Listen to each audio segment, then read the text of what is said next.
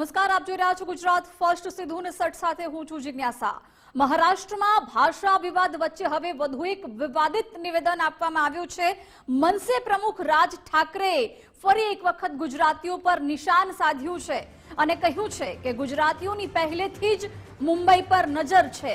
સરદાર પટેલને અમે લોહ પુરુષ બનાવ્યા હતા તેવું રાજ ઠાકરેએ જણાવ્યું। કહ્યું કે વલ્લભભાઈ મુંબઈને મહારાષ્ટ્રથી પહેલેથી અલગ કરવા માંગતા હતા। જો કે હવે રાજ ઠાકરેના આ વિવાદિત નિવેદનને કારણે ગુજરાતભરમાં આક્રોશ વ્યાપ્યો છે। રાજ ઠાકરે સરદાર વલ્લભભાઈ પટેલનું અપમાન કરતા અત્યારે દરેક ગુજરાતીમાં ભારે રોષ જોવા મળી રહ્યો છે।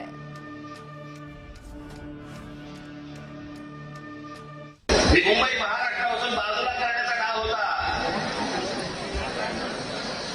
तो कोणाचा होता? काही गुजराती व्यापाऱ्यांचा होता आणि काही गुजराती नेत्यांचा होता। मी एकदा पुस्तक वाचलं सर, आचार्य अक्कलचं पुस्तक वाचलं सर, मला धक्का बसला की मुंबई महाराष्ट्राला मिळू नये याच्यासाठीचं पहिलं जे बोललं गेलं ते कोणाकडनं बोललं गेलं? वल्लभभाई पटेलांनी सांगितलं मुंबई महाराष्ट्राला देऊ नका म्हणून। वल्लभभाई पटेल ज्यांना आजपर्यंत आम्ही लोह पुरुष म्हणून मानत आलो, या देशाचे गृहमंत्री, आम्ही त्याच्याकडे आदराने आजपर्यंत पाहत आलो, तुम्ही महाराष्ट्राला जो विरोध केला। તો રાજ ઠાકરેને સાંભળ્યા કે કેવી રીતે સરદાર વલ્લભભાઈ પટેલનું અપમાન કરી રહ્યા છે અને હવે જ્યારે તેમણે આ વિવાદિત નિવેદન આપ્યું છે ત્યારે અલ્પેશ કથિરિયાની પ્રતિક્રિયા પણ સામે આવી। એમણે કહ્યું રાજ ઠાકરે જે સરદાર પટેલ અને મોરારજીભાઈ દેસાઈનું અપમાન કર્યું છે એ માત્ર મહાપુરુષનું અપમાન નથી, સમગ્ર રાષ્ટ્રનું અપમાન હોવાનું અલ્પેશ કથિરિયાએ જણાવ્યું અને કહ્યું કે આ અપમાન ક્યારેય નહીં ચલાવી લેવામાં આવે। તેમના નિવેદનને ખૂબ જ મજબૂતાઈથી વખોડું છું। તાત્કાલિક તેમણે રાષ્ટ્રની માફી માંગવી જોઈએ તેવું પણ અલ્પેશ કથિરિયાએ જણાવ્યું છે। સાંભળીએ શું કહ્યું। દેશની અખંડતા માટે પોતાનું જીવન આખું કુરબાન કર્યું હોય એવા સરદાર સાહેબ હોય કે આ રાષ્ટ્રના પૂર્વ વડાપ્રધાન મોરારજી દેસાઈ હોય એનું અપમાન કરવું એ કોઈ વ્યક્તિને પરવાનો નથી। પોતે સભામાં પોતાની રાજનીતિ ચમકાવવા માટે સરદાર સાહેબને કે મોરારજી દેસાઈને ગાળો ભાંડી કે એની પ્રતિમાને લાંછન લાગે એવું કૃત્ય કરીને જે અપમાન કરે છે એ કોઈ વ્યક્તિનું કે મહાપુરુષનું અપમાન તો છે જ, પરંતુ એ રાષ્ટ્રનું, આપણા દેશનું અને આ ભારતનું અપમાન છે। આ અપમાન ક્યારેય સાંખી લેવામાં નહીં આવે। એમના શબ્દોની નિંદા કરવા કરતાં પણ ખૂબ મજબૂતાઈથી વખોડીએ છીએ અને આપ સૌ મીડિયાના માધ્યમથી એમના સુધી મેસેજ જાય કે તત્કાલ ધોરણે આ બાબતે સંવેદના વ્યક્ત કરી અને મહાપુરુષની જે પણ અપમાન થયું છે એના માટે રાષ્ટ્રની માફી માંગવી જોઈએ અને સાથોસાથ જે કોઈ પણ કૃત્ય થયું છે કૃત્ય ભવિષ્યમાં ન થાય અને આવી રીતે રાજનીતિ ચમકાવવા માટે કોઈ મહાપુરુષનું અપમાન ન થાય એની કાળજી ભવિષ્યમાં રાખે, એની બાહેંધરીયા દેશ સમક્ષ આપવી જોઈએ। તો રાજ ઠાકરેના વિવાદિત નિવેદન મુદ્દે હવે ભાજપ નેતાની પણ પ્રતિક્રિયા સામે આવી છે, જેમાં ઋત્વિજ પટેલે જણાવ્યું છે કે ગુજરાત અને મહારાષ્ટ્ર પહેલા એક જ રાજ્ય હતું, વિદર્ભ તરીકે આ રાજ્ય ઓળખાતું હતું। ગુજરાતી અને મહારાષ્ટ્રીયન હળી મળી અને સાથે રહેતા હતા। કોર્પોરેશનમાં પણ એક પણ બેઠક જીતી નથી શક્યા અને માત્ર સસ્તી પ્રસિદ્ધિ મેળવવા માટે રાજ ઠાકરે આવા નિવેદનો કરી રહ્યા હોવાનું ઋત્વિજ પટેલે જણાવ્યું। કહ્યું કે સખત શબ્દોમાં તેમના નિવેદનનો વિરોધ કરીએ છીએ।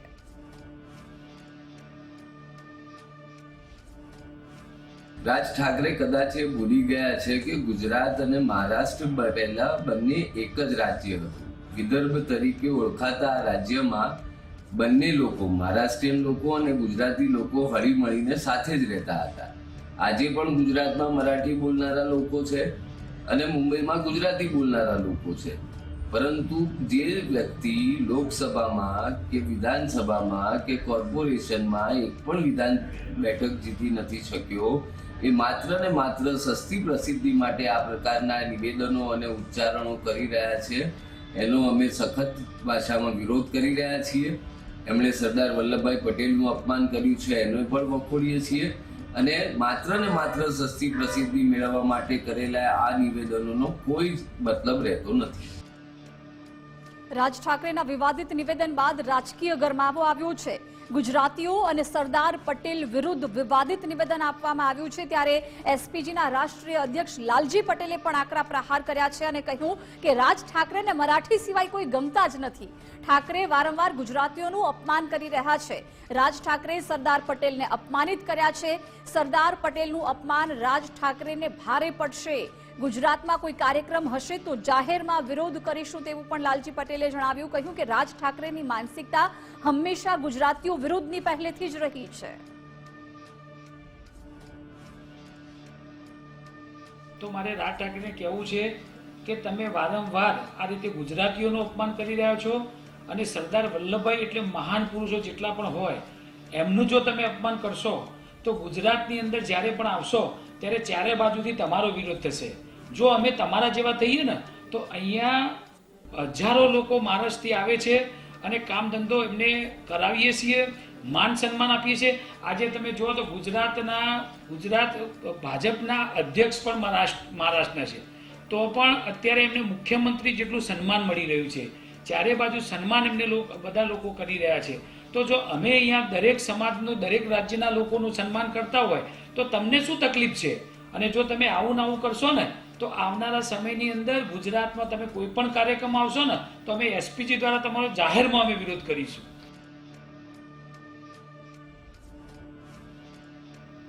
તો રાજ ઠાકરે જે વિવાદિત નિવેદન આપ્યું છે, અત્યાર સુધી ભાષા વિવાદને લઈને જે પ્રકારે ગુજરાતીઓને ટાર્ગેટ કરવામાં આવતા હતા, પરંતુ હવે મહાપુરુષોનું અપમાન કરવામાં આવી રહ્યું છે, ત્યારે દરેક ગુજરાતીમાં ભારે રોષ છે. આપણી સાથે અલ્પેશભાઈ કથિરિયા જોડાઈ ગયા છે, એમની સાથે સીધી વાતચીત કરીશું. અલ્પેશભાઈ, ખૂબ ખૂબ સ્વાગત છે ગુજરાત ફર્સ્ટમાં આપનું. આ ઠાકરે બંધુ 20 વર્ષ પછી ભેગા થયા ત્યારે પણ પટેલોને લઈને એમને નિવેદન આપ્યું હતું ને હવે સરદાર પટેલ, મોરારજીભાઈ દેસાઈ પર આવા વિવાદિત નિવેદનો આપી રહ્યા છે. આપની પ્રથમ પ્રતિક્રિયા શું છે?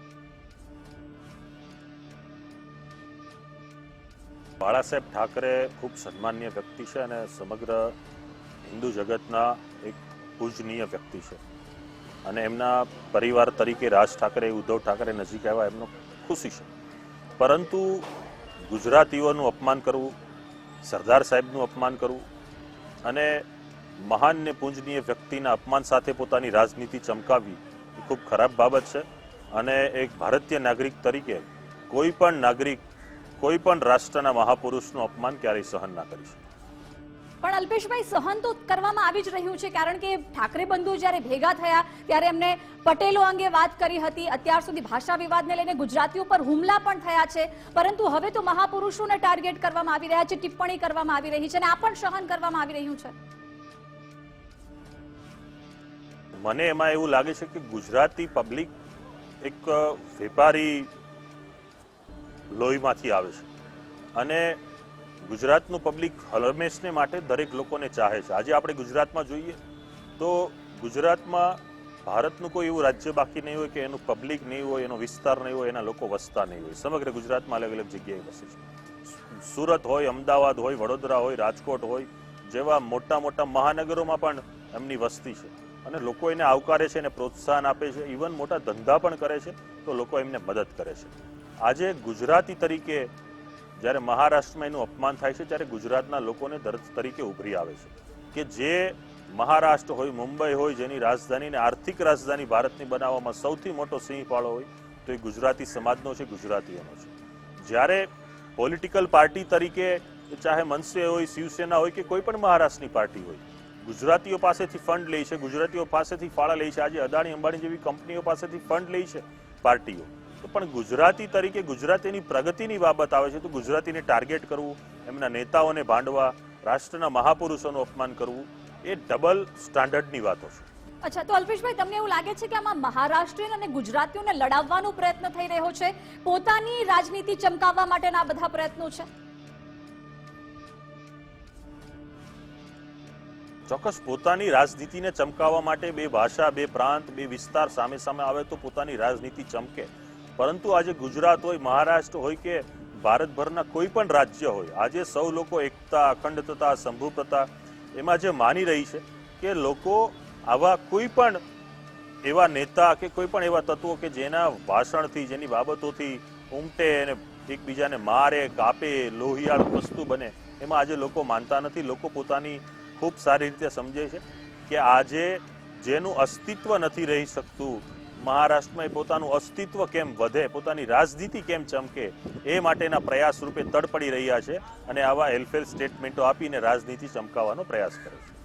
તો અલ્પેશભાઈ, તમને એવું લાગે છે કે આ લોકો ઉપર દબાણ લાવવું જોઈએ? કારણ કે જ્યારે ઠાકરે બંધુઓ ભેગા થાય છે ત્યારે પણ એવું નિવેદન આપે છે કે હવે મારવાની જરૂર પડે તો મારજો, પરંતુ વિડીયો ન બનાવતા, ખુલ્લી ધમકી આપે છે. અને મહારાષ્ટ્રમાં તો ભાજપના ગઠબંધનની સરકાર છે, એટલે લાગે છે કે દબાણ લાવવું પડશે આ લોકો પર.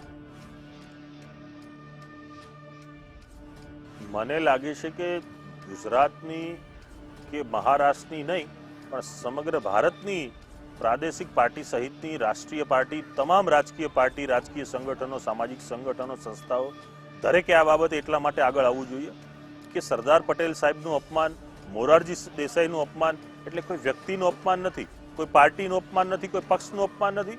આ સમગ્ર ભારતનું અપમાન છે, રાષ્ટ્રનું અપમાન છે, આ ભૂમિનું અપમાન છે કે જેણે વ્યક્તિઓએ પોતાના સમર્પણ, જીવ, પોતાનો ત્યાગ આખો આ ભૂમિ માટે કર્યો છે. ને એવા વ્યક્તિઓને તમે પોતાની નાની એવી રાજનીતિ ચમકાવવા માટે મહાન વ્યક્તિનું અપમાન કરો છો.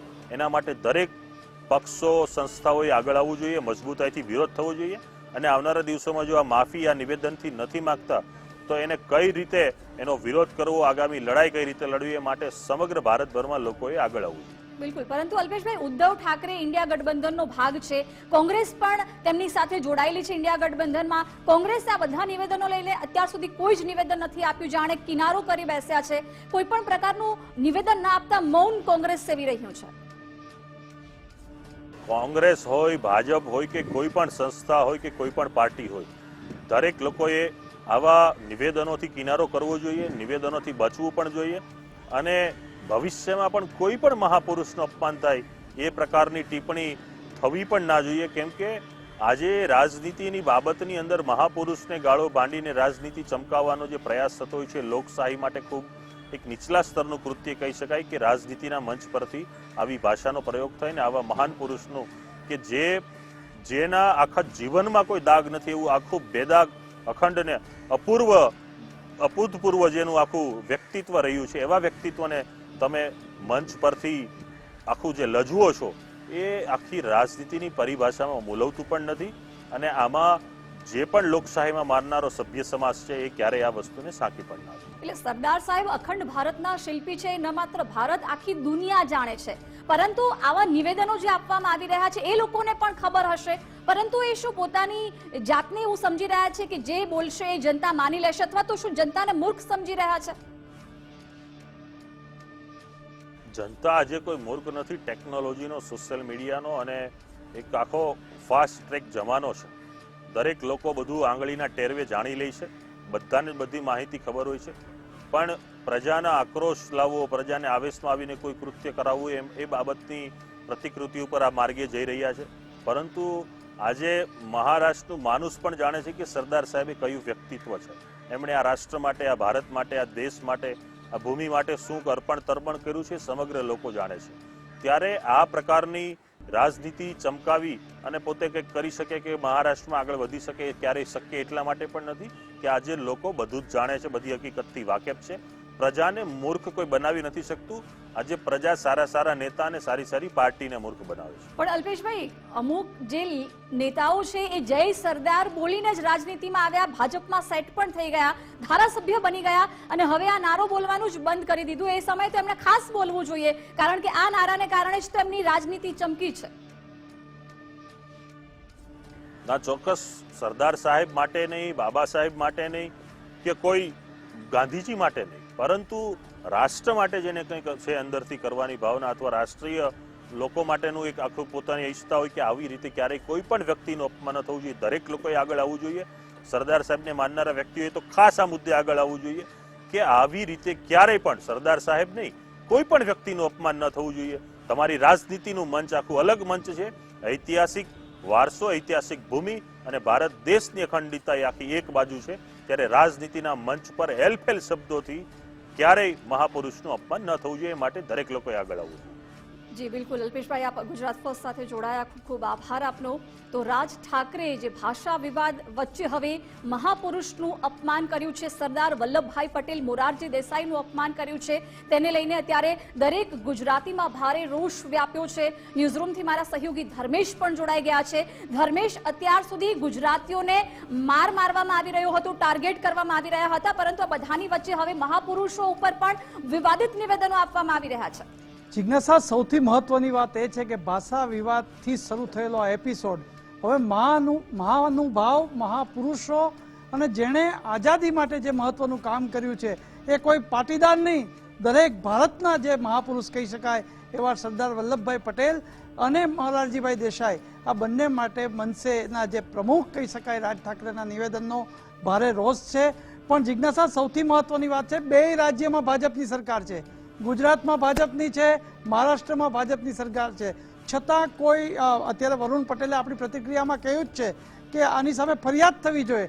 આ રીતે હમણાં જ એક તાજા સમાચાર પણ મળી રહ્યા છે કે વિરેન્દ્રસિંહ જાડેજા છે, જે રાપરના ભાજપના જે ધારાસભ્ય છે, એમનું બોમ્બેમાં કાર્યાલય હતું, એમાં ગુજરાતી લખેલું હોવાથી મનસેના કાર્યકરોએ કીધું 24 કલાકની અંદર તમે એને મરાઠીમાં કરી નાખો, બાકી જોયા જેવી થશે. આવી ખુલ્લી દાદાગીરી પતી ગયેલી પાર્ટી મીડિયામાં રહેવા માટે ગુજરાતને ટાર્ગેટ કરતી હોય એવું લાગી રહ્યું છે. અને એટલે જ મેં કીધું કે માત્ર પાટીદારોના નથી, વલ્લભભાઈ પટેલ હોય કે મોરારજીભાઈ દેસાઈ, ગુજરાતના તો ખરા, સર્વે ગુજરાતીઓના, પરંતુ ભારતના પણ એ લોખંડી પુરુષ છે. અને એને માટે જ્યારે ઘસાતું બોલાતું હોય, એને માટે જૂના વિવાદનો જેને કંઈ અભ્યાસ વગર બોલાતું હોય, તો તમામ લોકોએ આવવું જોઈએ. અને સરકારમાં બેઠેલા પ્રતિનિધિઓ, હું તો એમ માનું છું કે ગુજરાતમાં 43થી વધુ ધારાસભ્ય પાટીદારો છે, એમણે પણ આ બાબતે તાત્કાલિક મહારાષ્ટ્ર સરકારને જેને કહી શકાય કે ટ્વીટ કરીને પણ કહેવું જોઈએ કે આ લગામ લગાય એવું કરો કે ગુજરાતીને શું કામ ટાર્ગેટ, એક જ માત્ર ગુજરાત અને ગુજરાતીઓને ટાર્ગેટ કરે, જે ગુજરાતીઓનો મહારાષ્ટ્રના વિકાસમાં, મુંબઈના વિકાસમાં સિંહ ફાળો છે, એમને ટાર્ગેટ કરી અને હવે મહાપુરુષોને ટાર્ગેટ કરવામાં આવે છે, મહાનુભાવોને, જે લોખંડી પુરુષને ટાર્ગેટ કરવામાં આવ્યા છે, એ ખૂબ અયોગ્ય છે. ને એને જ કારણે અત્યારે ભારોભાર રોષ પ્રગટે છે. અને સૌથી વધુ એસપીજી જે સરદાર પટેલ ગ્રુપના લાલજીભાઈ પટેલ આપણી સાથે જોડાયા છે. લાલજીભાઈ, છેલ્લા ભાષા વિવાદના ઓઠા હેઠળ જેને કહી શકાય કે જે મનસેના રાજ ઠાકરે આજે લોખંડી પુરુષ વલ્લભભાઈ પટેલ અને મોરારજીભાઈ માટે બોલ્યા છે, શું કહેશો? રાજ ઠાકરેને જ્ઞાન નથી, ઇતિહાસ જોયો નથી. સરદાર વલ્લભભાઈ પટેલે આપણા દેશ માટે શું કર્યું છે?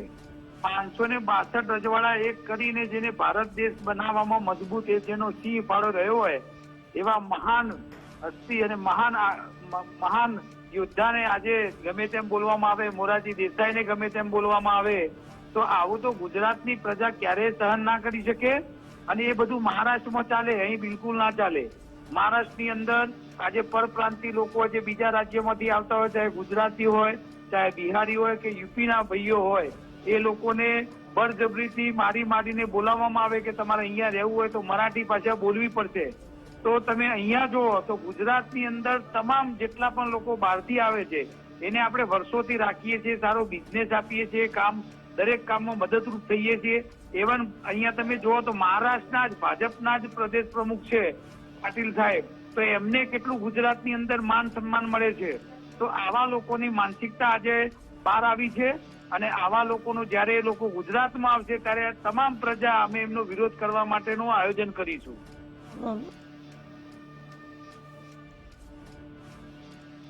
તો લાલજીભાઈ, શું કહેશો હવે જે પ્રકારે પહેલા ખુલ્લી ધમકી આપે છે આ ઠાકરે બંધુઓ ભેગા થાય છે ત્યારે, અને હવે મહાપુરુષોને ટાર્ગેટ કરી રહ્યા છે, આમની પર લગામ લગાવવી જરૂર છે? લગામ તો જે રીતે આ વિવાદિત અને બીજા પરપ્રાંતીય લોકોની આ રીતે જે રીતે દાદાગીરી કરે છે એના ઉપરથી તો અમને એવું લાગે છે કે આવનારા સમયમાં ત્યાંના જેટલા પણ ભાગના લોકો રહે છે, ગુજરાતી હોય, બિહારી હોય, યુપીના કે જે બધા ભાઈઓ રહેતા હોય પરિવાર સાથે, એ લોકો આવનારા ઇલેક્શનની અંદર એમને જવાબ આપશે.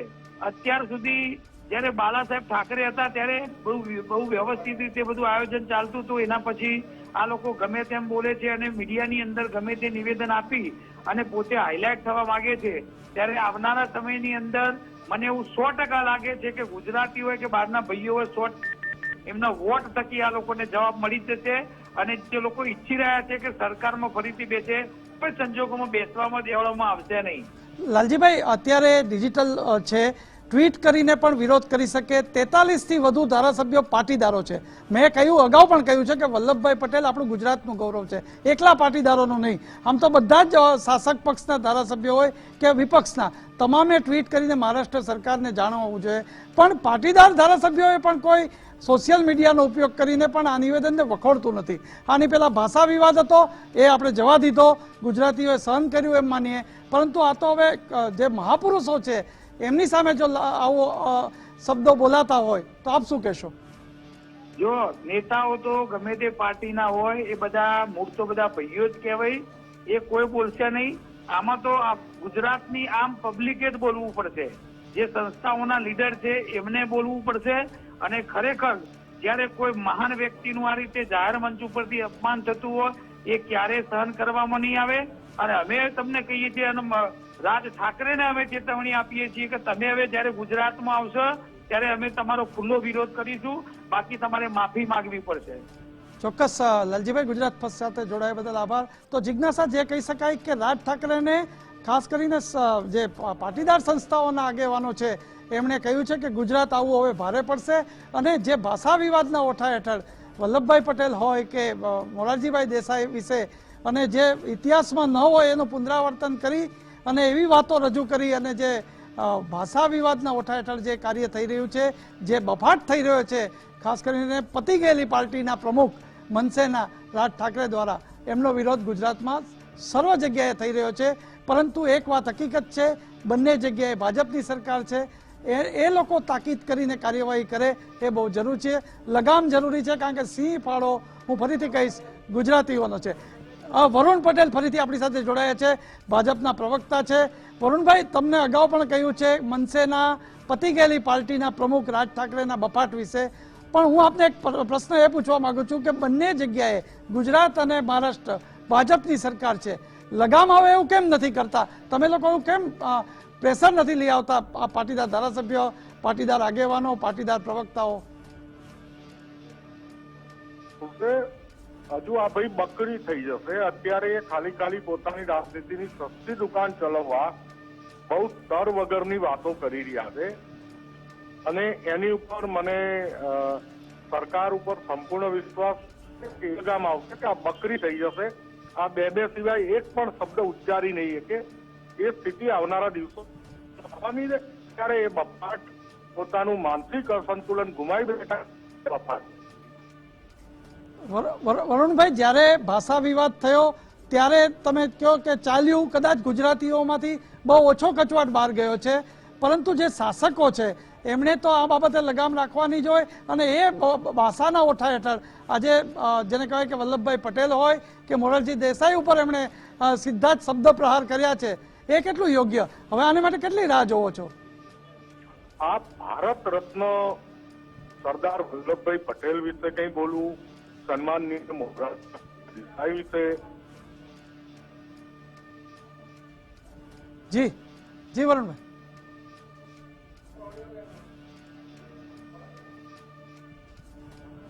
ચોક્કસ. તો જિજ્ઞાસા, વરુણ, આભાર વરુણભાઈ.